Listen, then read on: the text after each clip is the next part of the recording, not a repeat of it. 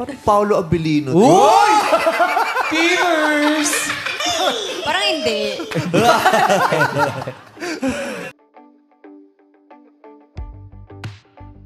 Tila hindi nga nakaligtas si Kimi sa pambubuyo sa kanya ng kanyang It's Showtime family. Sa opening nga ngayong araw ng It's Showtime, naungkatin ang namamagitan kina Kim Chiu at Paolo Abilino.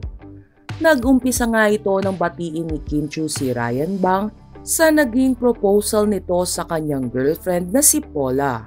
Dito nga ay agad na nakakuha ng tiyempo si Ogie para naman asarin si Kimi.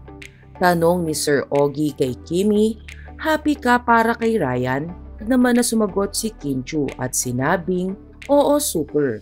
Sabay banat naman ni Sir Ogie na happy kami for you.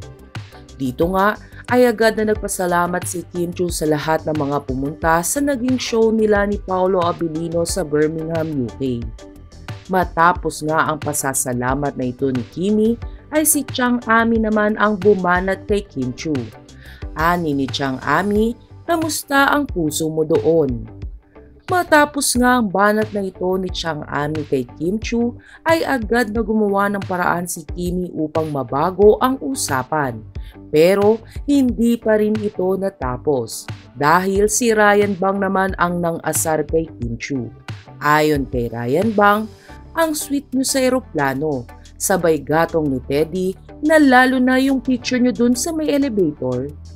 Dito nga ay tanging ngiti na lamang ang naisagot ni Kim Chiu. Kapansin-pansin din ng tila pamumula ng mukha ng aktres sa pang-aasar sa kanya na ito ng kanyang Showtime family. At sabay segue, nabasahin na nila ang kanilang mga spills.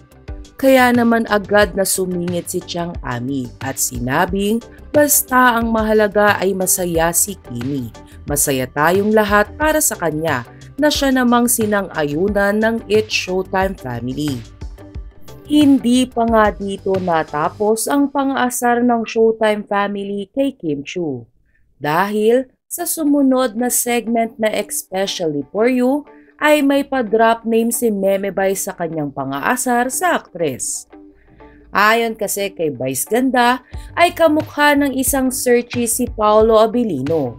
Agad naman na sumugot si Kim Chiu at sinabing hindi ito kamukha ni Paolo Abilino. Matapos nga ang pambubuyo na ito ng It's Showtime family kay Kim Chiu, sa kanila ni Paolo Abilino ay agad na nag-trending sa social media ang eksenang ito.